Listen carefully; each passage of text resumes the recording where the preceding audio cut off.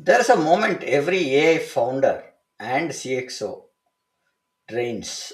Your pitch, the vision, dazzled with models, architecture slides, and future state, business impact, and then buyer leans in quickly and asks, "This sounds great, but have you actually done this before?"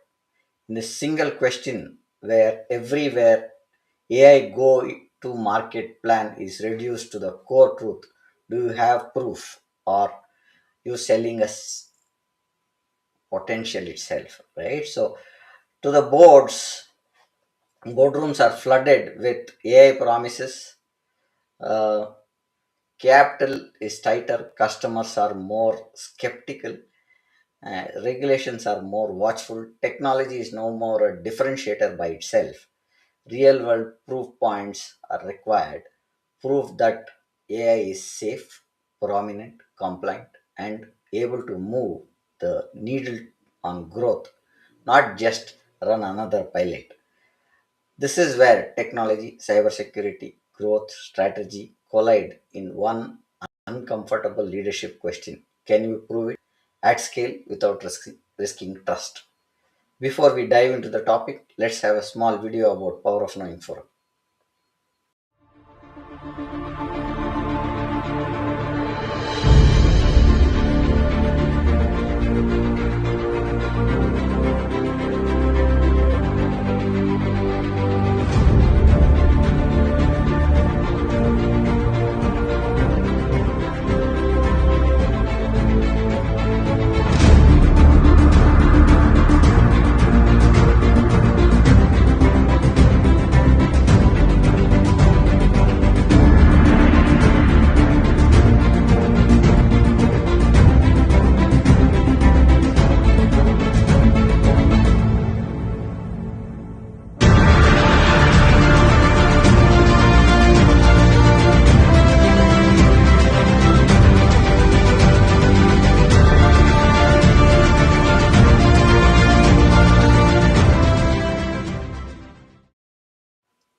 Our guest today lives in the intersection of AI, marketing, and boardroom credibility.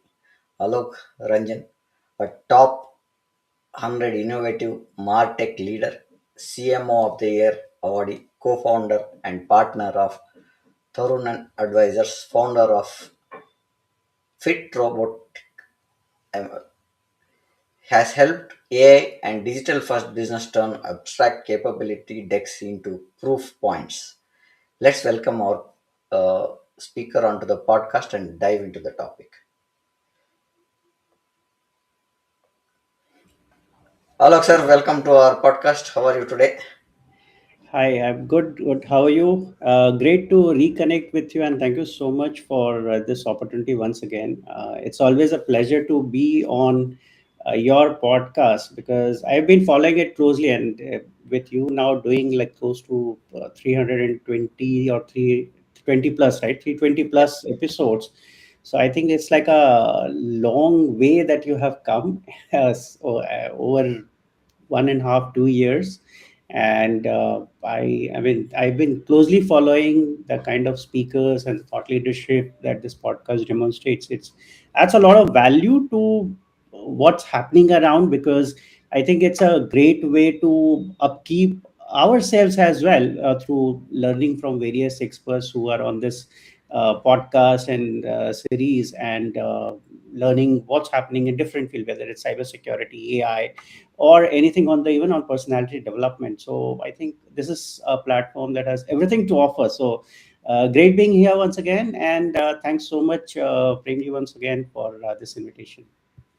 Great to have you back on our podcast, sir. It shows our commitment as a podcast platform and the speakers coming up back to the podcast platform to tell their topics, share a lot of information is itself a honor for us. Thank you for being here. Just wanted to start with our question: why do so many AI go to market plans collapse the moment the buyer asks, "Where are your proof points?"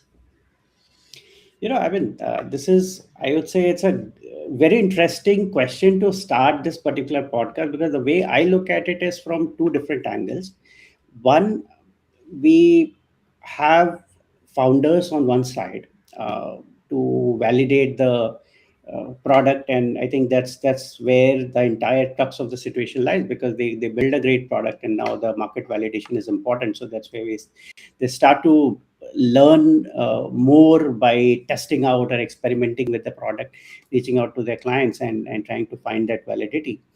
And then there is a provider side, which is again trying to someone who has built a product and trying to and make an entry into an enterprise account. Now, on both the sides, this particular question becomes pertinent. And why? Because it's not because they don't have access to tools, or they aren't aware about the kind of tools that will actually help them to achieve the objective. But what typically is missing is the crux, which is they skip the core problem, which is having a clarity on the ICP, which is ideal customer profile. And most of the products are not built around that ICP. It's like you build a product and then you start to see how this product actually fits into my ICP. So you start the other way around. You don't take ICP into consideration while building the product process and creating something, an ecosystem of tools that will actually address the pain point of the your ideal customer. So given that the reverse happens, so this is actually uh, impacting, or this actually impacts, because you don't have you are starting at from scratch, you don't have a proof point. uh, how do you try and address or would these kind of questions, like where are your proof points from enterprise clients, because you don't have repeatable systems in place. So given that, I feel it's extremely important to focus more on identifying the right ICP and who is the product is being built for. What is the pain point that the product addresses? If these two questions are addressed during the product building process or product development process itself, I think a lot more, it becomes a lot more easier to sell or to reach out to the ICPs and convince them on, while there will be still be questions on the repeatable proof points. But yeah, I mean, at least you have something that aligns to the goal of the audience. So I think that that's very important here, not to skip the ICP clarity. That would be my response on this one. Sir, I think what you're saying is, in as many words, it is not only about decks and other stuff. It is more about what we look at as controls and stuff like that. Now, coming to the second point that I want to understand from you is, from your vantage point as a CMO, right? What are the top three reasons AI teams struggle to produce credible proof, right? Pointers, even when tech is genuinely strong. Because see, tech is always been strong. Proofs are what the customer needs to look at. How do we take you as a customer for us? So your take on it. See, first of things, we need to understand that any technology, whether it's AI or any other technology, is an enabler. It's not a substitute for human thinking altogether. So it's important that the proof points are built around human judgments. So what this means is, you define the problem, you choose the right kind of signal that would validate those problems, and why would someone actually go on adopting the particular product or a service. So once you have done those kind of validations and build checkpoints around it, it becomes easier for you to use technology as an enabler and accelerate or scale from there.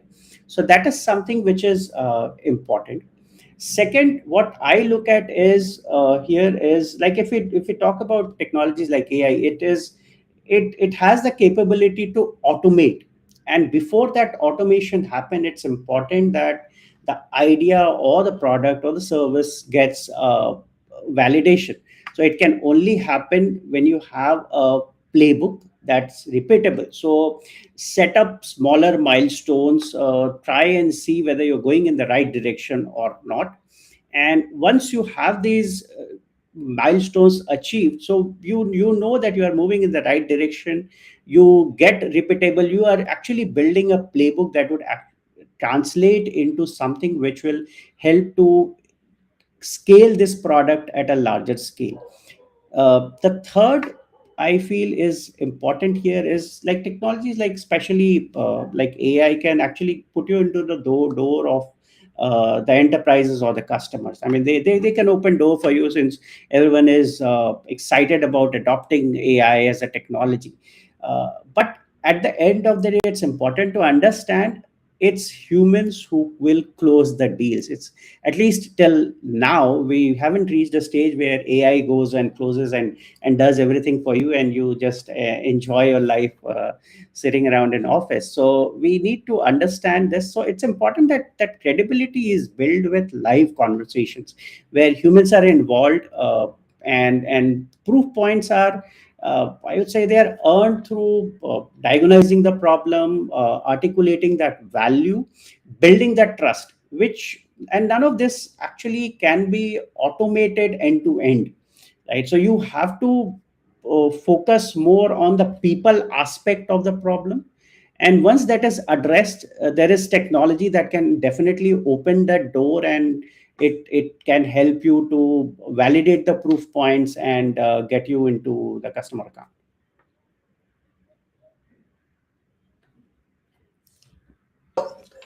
Got your point. What I want to understand the next is, because we build the proof, we are able to give certain ideas, and suddenly something happens. Is there a chance, or can you share a specific moment where a single missing proof point costed a deal, and what changed in your GTM after that? I think I mean, one example that comes to my mind right now is probably that we had a client which is based in North America. Now, this they had a very clear hypothesis that on approaching a GTM. So they proceeded that, okay, we have a certain CXO or C-suite sort of audience that is our primary buyer, because they are a services company, and now they are also they launched an AI powered product, and they wanted to take it to the market to the same set of audience. So with that hypothesis, they a lot of validation and the product market fit was performed.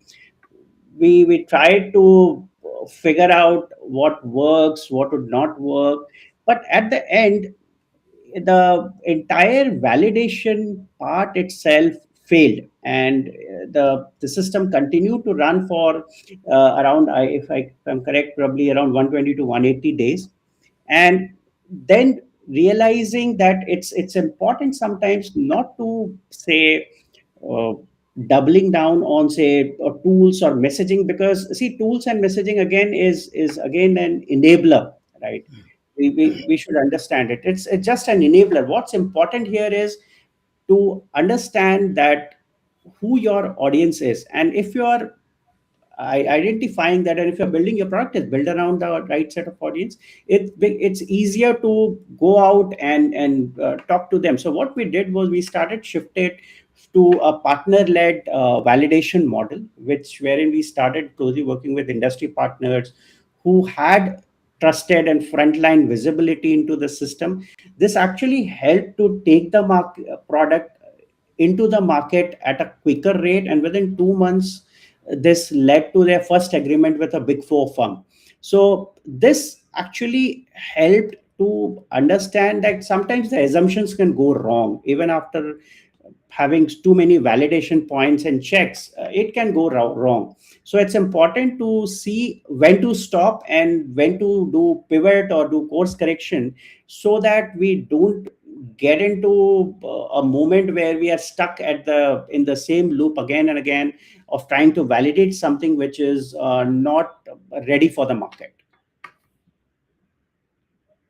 What you are saying is, we can see a lot of, especially pointers where sensitive data is there, and you look at some kind of data processing, tech strategy, growth standards is what you are saying, and that kind of leader see that decks sometimes problematic, and they say, can we fix that kind of thing? That's where I think they'll buy for a product, and that is where they want to look at some of the pointers, is what I understand from what you're saying. Now coming Yeah. to our next point is, in your view, uh, what qualifies a proof to the board or enterprise buyer, which is actually we are providing kind of a trust? Is there anything that is there like that, Yes. See, to a board, or probably someone who is at an enterprise buyer level, so it's important to build that kind of trust. And this comes from, I would say, mostly proof points are your success stories that you Mm, have done in the past. Now, since the product is built for, sometimes the product may not have those kind of proof points in place when you are reaching out, especially to the board. So what matters is repeatable systems, which is like a structured approach with defined milestones, validation loops, and having a right set of decision gates, wherein that actually increases the trust. And through consistently uh, validating the entire loop, which is more than which actually helps to achieve the objective of the business. This shows that how to, I mean, it's more like a, you can quickly, you shorten the learning curve because you have a system that works, you have proper milestones in place, and it actually helps to reduce that uncertainty that may creep into some white spaces area where you may encounter while you are in the process of validating the product in the market. So building a repeatable system definitely sticks with the board.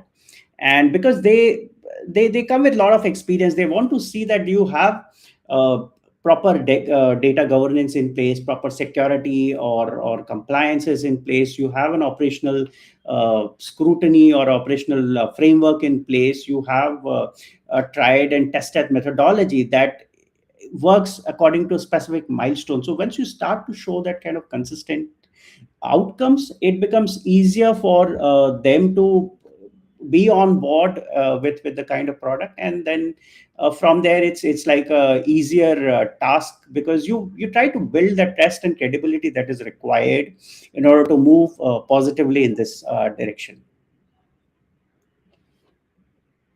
now most of the time what we see is there is no difference in what we are offering at times, and that's how the customer also looks at.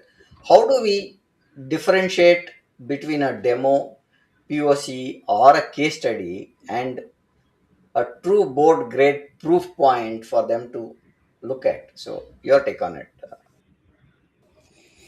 See, the way I look at it is a demo is like your first level validation.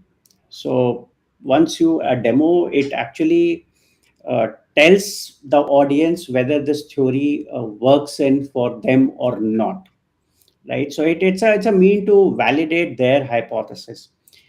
Obviously, there is some, I would say, on a confidence level, probably there is a like 50% probability of success, but that's their first validation point that can actually take you. If when we move from demo to POC, it's like one step we go deeper into this, wherein we actually try to take the data, and we try to start testing the product in the real time environment within the client setup. You have, although the some of the conditions are limited, but you once you start testing it in the real time environment, I think that's the actual test of your product, and see whether it actually can perform in those limited conditions. And from POC to production, because I believe production becomes critical here, because that's where the real risk starts. Now you have tried to test your product in a limited environment, now scaling it to a larger environment with multiple use cases, that's where I mean, the more risk creeps in. And it's important that uh, the product managers or the GTM managers try and make sure that the from POC to production, the process is smooth. Once you have the production which is successful, then you have that opportunity to get into a case study case where you actually put together a nice problem statement, what kind of solution, and then you build around the outcomes that you help achieve. And from there, you actually graduate to the board level proof points, which help you to put together repeatable systems that builds a lot of credibility with different buyers or maybe similar buyers, similar situations, and you have one pattern that actually works. So that is something which is important when we look at each of these like demo, POC, case study, and a board grade proof point. So my sense is these actually help to start differentiate without a repeatable system. The journey to from say demo to production is not going to be smooth, and that's where I think it's important to establish that kind of differentiation here. I'm getting to understand is you need to look at the evidence in such a way that it is quantifying, has an impact on the quantity of story that is there. You're looking at security and compliance also to be looked at, and the assurance is saying that referenceability is what we are talking about, and that's tie all the fourth pieces saying that this is data, this is cybersecurity, this is privacy, and this is governance. And with that, that proof becomes sits at the long side of business as a value proof is what you're saying, and leaders walk away with the checklist for that good like a proof pointers, right? So that's what I hear from what you're saying in this pointer. Now, what are the or why do so many AI pilots become repeatable use cases to fuel GTM story? See, I think if we look at this, there was some time ago, there was a report that was published by MIT, if I'm correct. And that mentioned that only 5% of the AI pilots move to production and rest 95% fail. While we don't know like what's the basis of this, but one way to look at it is that once you move beyond the pilot, the number of dependencies actually explode. So you have to focus on say data quality, you have to focus on integrations, it could be change management, ownership, compliance, cost of putting together everything. So it is you are going much beyond the tech itself. And this is repeat kind of scenario is I would say very similar to all kinds of technology, not just AI, right? Because every technology is subjected to this life cycle in the SDLC. So what we need to understand here is uh, we I mean a successful experiment with a scalable system is required. So that is actually which will help to uh, prevent this kind of failure that happens. Now how do we if the products are not built with the production ready workflows, or if it is not built to scale and to with the kind of outcomes that is desirable when the product is launched, or if the success criteria can't be repeated across customers, then it becomes the pilots that do not convert definitely becomes a part of these reports that gets published, right? So in order to convert pilots into a validation journey, it's important that a repeatable case study and AI just doesn't struggle with say scalability. It's important to build repeatable systems with production in mind, have a production ready workflows, and focus on the end customer and their pain points, so that with the production environment in mindset, it becomes the products becomes like a foolproof way to take it to the market and put it under deployment. What you're saying is it should be very deployable, is what you're saying. Am I right in saying that? Yeah, it should be deployable, but it becomes deployable only when it is built with production in mind. Yeah. Okay. I mean, if it is built with, say, a demo or a pilots for a pilot stage, it cannot be expected to go and do greater performance when it is put into a production environment and to scale, right? So I think that's something the nature of thought process needs to change, and the structure and the workflow that is designed also needs to change in order to get better outcomes. Got you. Where do you see the breakdowns in the product, in customer success, data readiness, or leadership patience? Where do we see this going as a breakdown? Uh, See, I see this is like a very interesting question, because see, this is not a case of one of the pillars that you mentioned, whether it's a product or customer success or data readiness or leadership. It could be either misalignment of any of these, or probably it could be all the four. Now, when the product team builds pilot that prove capability and it is not repeatable, it becomes very difficult to scale them in a product environment. Now, if the customer success team is brought in at a later point in time, uh, so obviously the adoption and the scalability suffers. Even if data readiness is like is like, I mean, overestimated, or there is messy data quality or data governance structures are not in place, so that kills the momentum of the scalability. And obviously leadership patience starts to faint when we use the real proof points are not achievable. So that's where I would say it's more the root cause lies in setting the right expectations rather than pinning on any of these four pillars that we talked about. So it's important that we avoid to treat artificial intelligence as more like a turn on or a turn off switch kind, but while see that all the four pillars, start aligning it and give it a time, focus on building that repeatable system so that it starts to scale.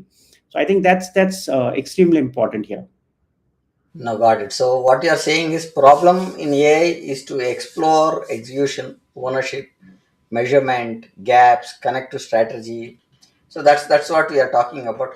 Can we walk through an example where a pilot almost died because your strong GTM proof point? Yes, I think one we were working with a US based client, and they had built an AI powered uh,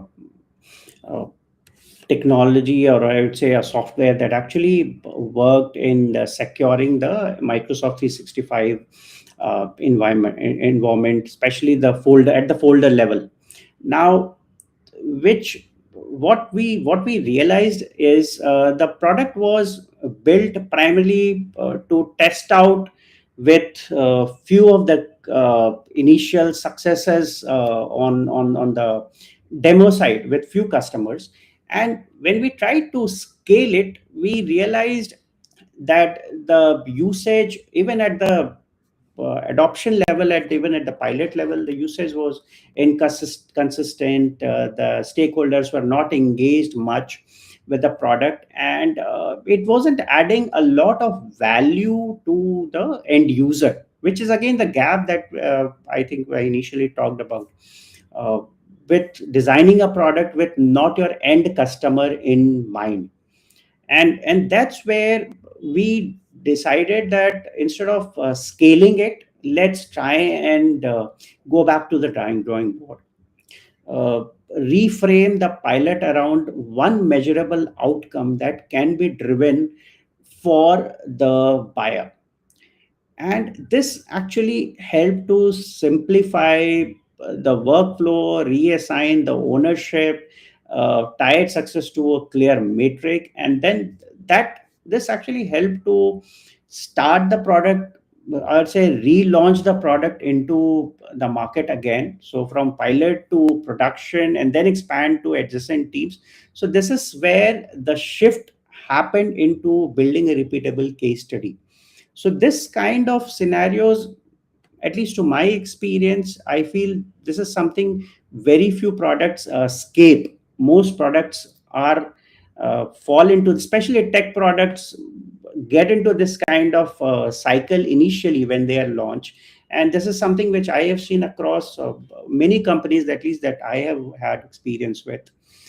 Very few products have that kind of I mean a vision that with it is built with that actually directly goes on and scales in one go. So that's why I mean some of the products have a very long pre-commercial timeline before actually it is taken into the market, because you test the product under different use case, you test it under different scenarios, and once everything is foolproof, then only you start to take it to and commercialize it or make it commercially available to the audience. So that's the cycle where we thought that okay, let's have this initial say challenge or that we faced as one of the proof points for us to go back to the drawing board, rebuild it, and then take it to the market. So that's something that really helped to launch this product successfully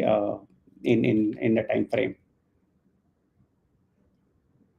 What we are saying is introduce an idea where you use a kind of a case study factory, capture standards, name them, and scale them. That's what they're talking about, right? So, and now how should AI leaders uh, rewrite the go-to-market narrative so that they stop selling feature and start selling proof back to business outcomes? See, I mean, before I get into this, one of the point that I would also want to add is like not every product actually sees the light of the day, right? Hmm. And there's something called like pilot graveyard. So Okay. there are a lot of products, and including companies as large as Google or Microsoft. So they kill a lot of their products every year.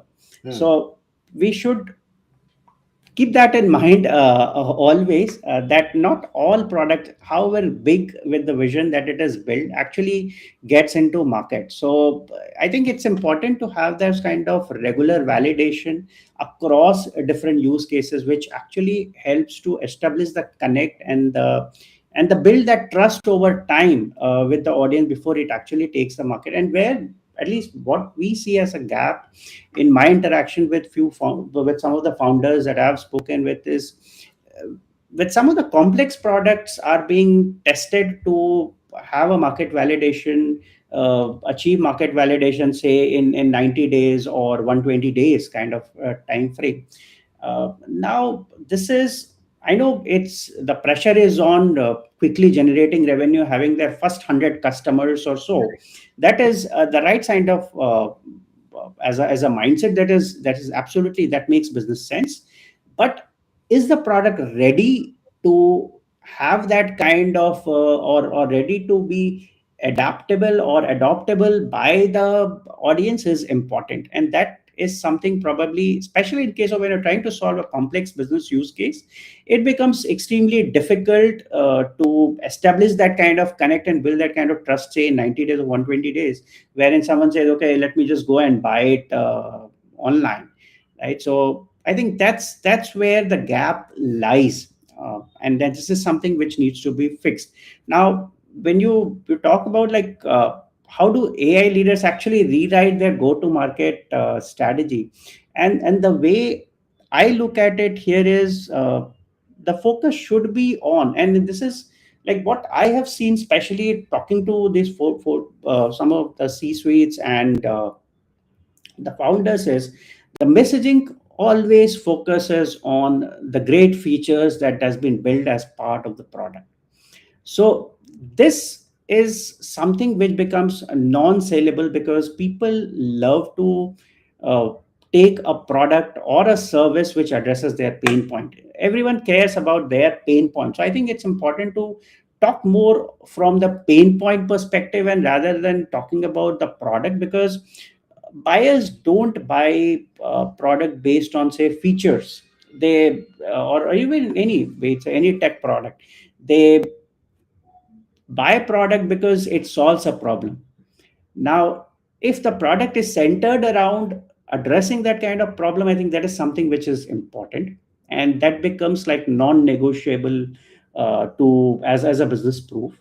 Second is you have to, and if you don't have a proof point, then it becomes important that you have say certain uh, repeatable systems or certain milestones that you prove to your buyer with smaller milestones. I mean, say setting up something, say, okay, 90-day we achieve this objective, 120-day we achieve this objective. So when you have those kind of systems in place, it becomes easy for your buyer to understand the kind of effort that is being put into the challenges and the opportunities that are arising. Because see, even if you have a repeatable system or even if you have a great success story in place, it's no two companies or no two organizations with the same set of systems or same set of infrastructure will have the same success story, right? So I think this is something which is important for uh, both the founders and then business leaders to understand,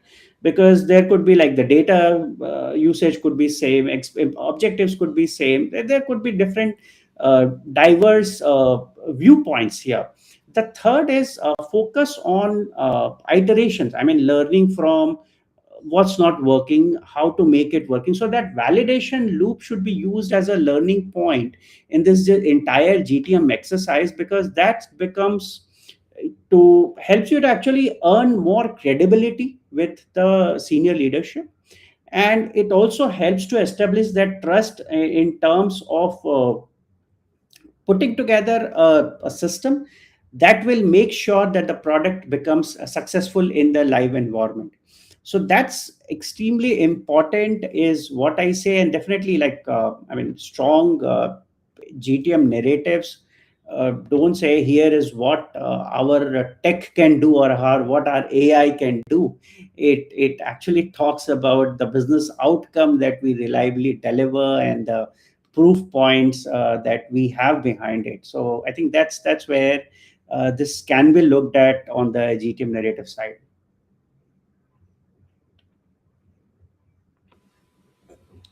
What shifts a language from storytelling, framing do you recommend when pitching AI non-technical decision makers? Uh, I, this is a again an interesting one, because when you're talking about a technology which is obviously, yes, now AI is a democratized technology. Correct. I mean, especially with generative AI being launched in November 2022. Uh, Somehow, most people, at least in the tech world or non-tech world, white collar or knowledge workers, have some understanding about the good things that or the bad things that AI can do. But given the scenario, when you talk about how do you it's more like how do you sell a tech product to a non-techie, and it's important that you talk in the language that they understand, make it relatable, make it create analogies, make sure that you through that those analogies you try and explain about the cost benefit of putting some money into it. You talk about the time and effort that can be saved using it, what are the risks that the product can actually help reduce, and how it can help to unlock the revenue, which is very important at the end of the day for any business. Now second thing which is again important is talking about the business problem, because the moment you start to relate with the familiar business problem, this is where the audience starts to connect, whether they have understand tech or whether they do not understand tech. That they everyone is worried about their how a particular technology or how a particular system can solve my business problem. So and that's what we, even like with human resources, we look at those, how this particular resource can solve my business problem. And that's why individuals get hired. So given that AI is trying to at least uh, enter into a space where they are trying to solve more business problems at a much faster rate than humans can. I think it's important to align with those business problems, and at the same time, it's another important point is explain the limitations of the technology, because each technology comes with certain limitations. It's not a panacea or a magic wand that you bring in the technology and all your problems are gone. There are certain limitations, there are certain timelines, there could be challenges to scale, even with the best of the best technologies. There could be certain learning gaps with the team, there could be certain change management issues. So considering all of that, I think it's important to understand the risks that are involved and accordingly uh, work on a defined timeline that can help to achieve the objective. So I believe these considering these 3 points, which talks focuses on the benefit, which focuses on the business problem, and which focuses on the risks and the limitations, this could be the right way to talk to a non-technical decision maker when it comes to technical products made or on the platform of artificial intelligence. Now you made a important point where you said after generative AI it started. I think everybody wants to look at a single point answer, right? So that's the point that they've they've gone and started to search on the non-technical guys in special. They are not able to frame a sentence. They go to chat GPT and say, this is what I want to write, so give me a sentence. So I think that kind of a pointer is what you are saying in terms of getting that kind of an information which clearly articulates what they want to tell, and they read that multiple times and say, no, not this is what I wanted to say. I think that fine tune to the non-technical staff also. This is like the initial days where people did not want to type. Once WhatsApp came, they're typing in all the languages now. So they're able to type in all the languages. This is also, I see, that's the same stage where we are not used to it now. How do we refrain? How do we talk or put some statements that don't offend us? These are the pointers that these people are also non-technical staff especially are looking at chat gpt and looking at getting right answers. Now, if there is a, or if you ban the words AI and algorithms from the sales decks, what would the strong GTM story still say? I would still go with the business problem Yeah. that it the particular tech solves without mentioning the technology, because as a buyer is only uh, I mean interested in how the particular problem is being addressed. And I think, see, one of the ways that I look at it is like for any buyer, whether it's tech or non-tech, now there's a business problem or there is a problem. Now you need a solution to that problem. Now you have various ways to solve that problem. It could be technology is one of the ways. There could be maybe a resource could solve your problem. Maybe with something else could be solved. And even in technology, there could be say 5 different types of technology that can actually solve your problem altogether. So, given that kind of scenario, I think it's important to focus on the business problem. And one very, I think, important use case that comes as a business problem is like, say, cybersecurity or security issue. And now, if I look at this from an example perspective, so you have, say, technologies like, say, virtual desktop infrastructure or maybe digital workspace that actually solves this problem. Now, you have another set of technology, which is ZTNA, Zero Trust Network Access. So that is also another technology that can also solve the security issue. There is VPN. There is multiple other scores of technology which are AI powered that can actually help to solve this business problem. So I think focus should be more on business problem rather than tech per se. That is one.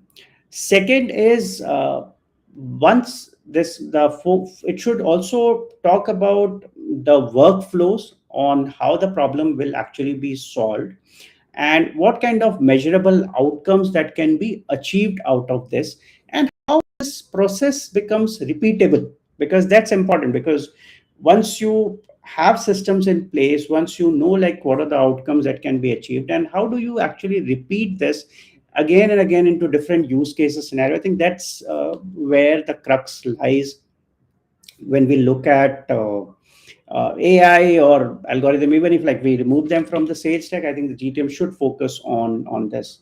That's the business problem, how the problem gets solved, what measurable outcomes that can be achieved, and how it becomes repeatable. I think these are the four areas that needs to be addressed.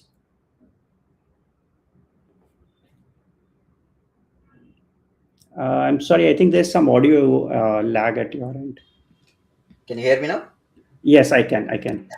What you are saying is immaterial of the technology that is there. Move from technology first and look at outcomes first, right? So technology Yes. can be an enabler later as well. So show how the CFOs or the CEOs look at the product or the service that or the architecture that you are looking at, and the risk, the revenue, the reputation, which includes examples of different goals and sectors and stuff like that, is what I see from what you're saying.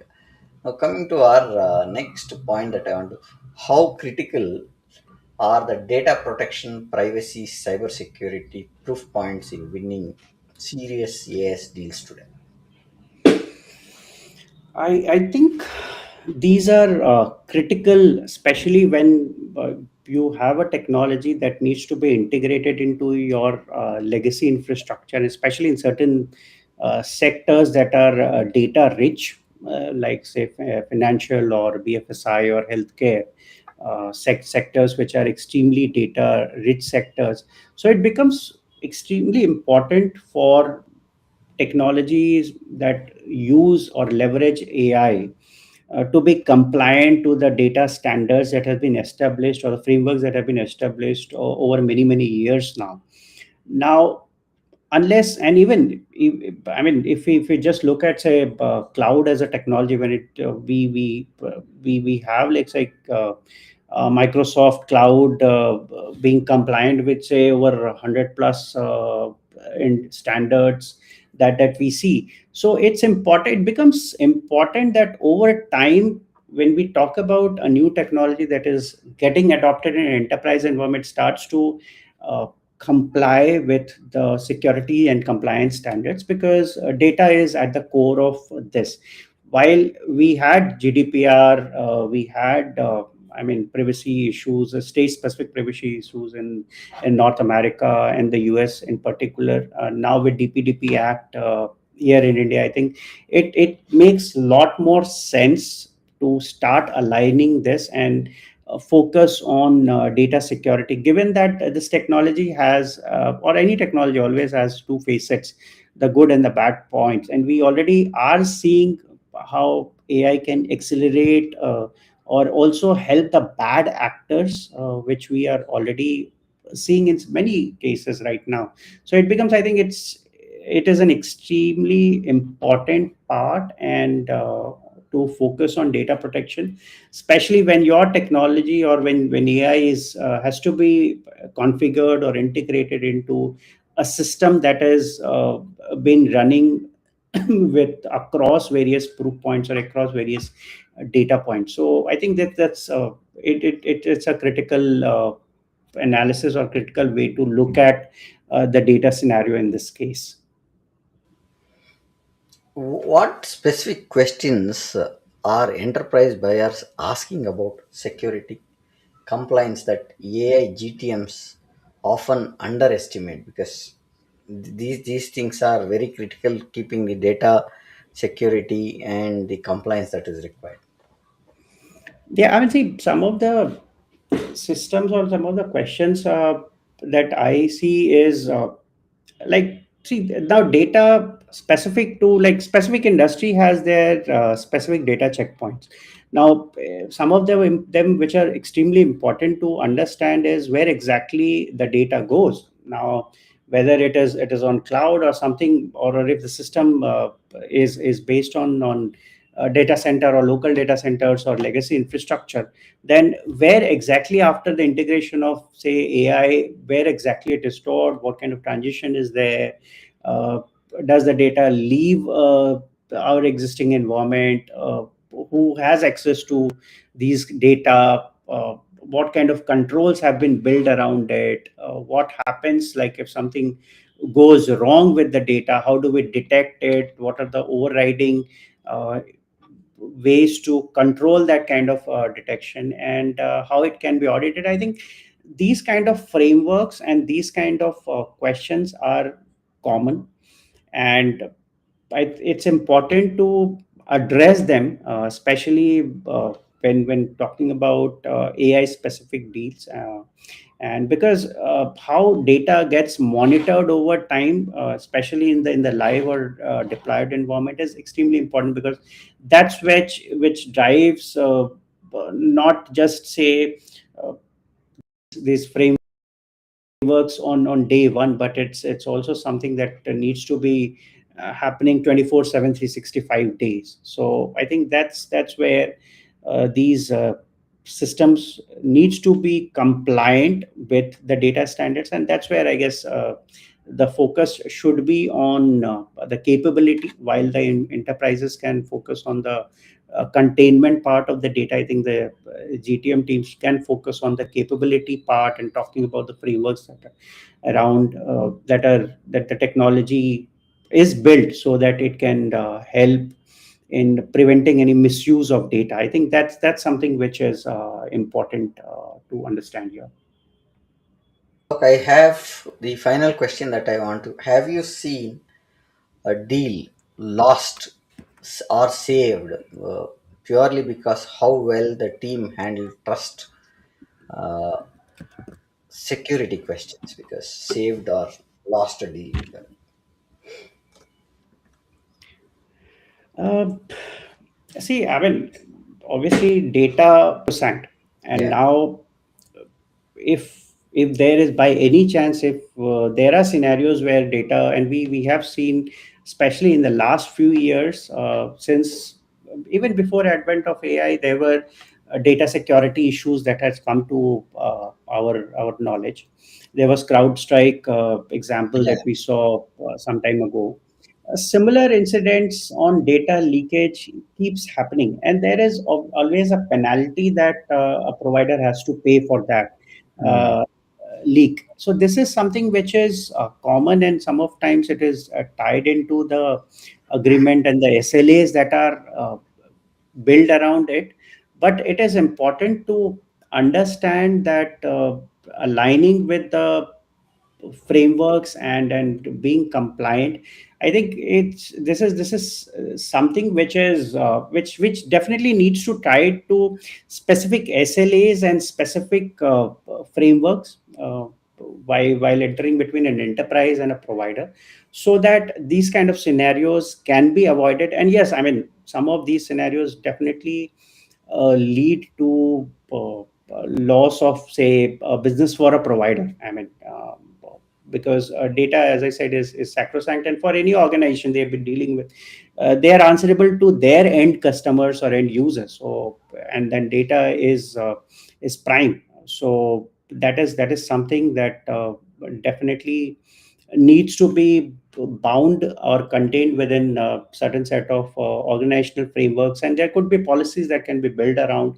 how to contain this. And especially when we talk about AI, and that's where we are seeing and more discussions happening around sovereign AI right now, right? So because that's everyone, no one wants to have their data going out of their country itself, and everyone is talking, let's build for us uh, our own systems, our own data, so that there is this, the sanctity of the data can be maintained. And this is something which is also happening with organizations, because more than LLMs now, larger organizations are focusing more on building SLMs, specific to client requirements. So that is something which definitely primes that data is at the core of everything, and it is something that needs to be protected and is sacrosanct. I have one question which has come here. I'm bringing it here. So this is what is the pointer that he was asking, and I will say this is Ananta Ranjan, right? So that is the person who is put this question. Do you think that all AI supersedes in the coming years? Is what he's saying. I'm sorry, what that is? AI supersedes Do everything in you? coming I years? brought the this one onto the screen. Do you think that all that AI will supersede in the coming years? Okay, I see. I feel this discussion is happening a lot, and we have some of the uh, tech titans in the industry, including Sam Altman and founder of Google DeepMind. So everyone talking about it, especially the AGI. Now, when it will happen or how it will happen, we don't know. This is something which is still either work in progress, or we don't know at what stage at this point in time. Yeah, This is something for the future to decide. Yes, one thing is clear, at least from my interactions with various clients outside of India and through various forums. What I understand is uh, we have a technology now that has the power to accelerate and increase, or at least make sure that we become more and more productive. Now it's on us, how do we start using that technology to our own advantage and start making sure that we learn more about it, yeah, we skill about it. I mean, before 2022, nobody very few people were I mean, privy to what's happening on the generative AI part of site. Everyone was talking about that, how the good traditional AI and its protective nature and all of that. But the generative aspect only came when we had OpenAI coming to the fore and we had ChatGPT launched. So we must understand that it's one technology different between 2022 to 2026. Technology has evolved yeah, like anything. It has, while it has also helped to in creation of multiple new businesses which are powered by AI. It has also led to closure of many businesses which could not sustain, or which were building initial experimenting with initial models of LLM. And in fact, I've been speaking to few of those founders as well, who were trying to build or build a product, and now that particular entire feature or suite is being offered for free by yeah. these large language models. So it's important that we keep upskilling ourselves, we keep learning about this technology and keep adapting to it at a faster rate, rather than waiting for, okay, whether it's going to supersede us or not. That is something for the future to decide. Think let's focus more on upskilling ourselves at this point in time. I think what you're saying is very true because last 4 years the technology has changed. The way business is done is changed. The way people think is changed. The way people want solutions has been changing, right? So, with this, I'll take some of the pointers that I wanted to put it as takeaways that we have been seeing from the last 50 minutes discussion. Proof is the new currency for AI GTM, is what we want to say. And without it, even great technology struggles to cross the trust gaps. So primary is it's the trust that you should look at. Proof is to be given there. Board grade proof pointers blend outcomes, repeatability, and look at risk controls, right? Risk Yeah. and controls, not just screenshots or the codes that we put in the success pointers that we want to look at. Pilots must be designed as future proof assets, not one of those experiments on slides, because as you rightly said, there are a lot of pilots that have never seen the light to move into production or go into a product line, right? So that is what trust, security, governance are the new core GTM stories, not backed by decks of hygiene items. Right? So that's what we are. A proof first engine is the leadership choice backed by roadmap, markets, and cross functional ownership, is what I see as a takeaways from the pointers that we've been discussing. As a closing point that I want to say, in the world where uh, companies claim to be AI powered, the real competitive advantage is not just what your models can do, it's what you can prove reliable at a scalable and without breaking trust, is what we wanted to say as a GTM model. And the conversation that we've seen is AI GTM is differently. Share this pointers to any of the people that looking at play, say a founder or a lead that is looking for this kind of a discussion. And that's what we want to say. This product podcast is streamed across YouTube, Facebook, and Instagram, and parallelly to LinkedIn. Do follow us and let us know any final pointers that we want to tell Alok before we conclude.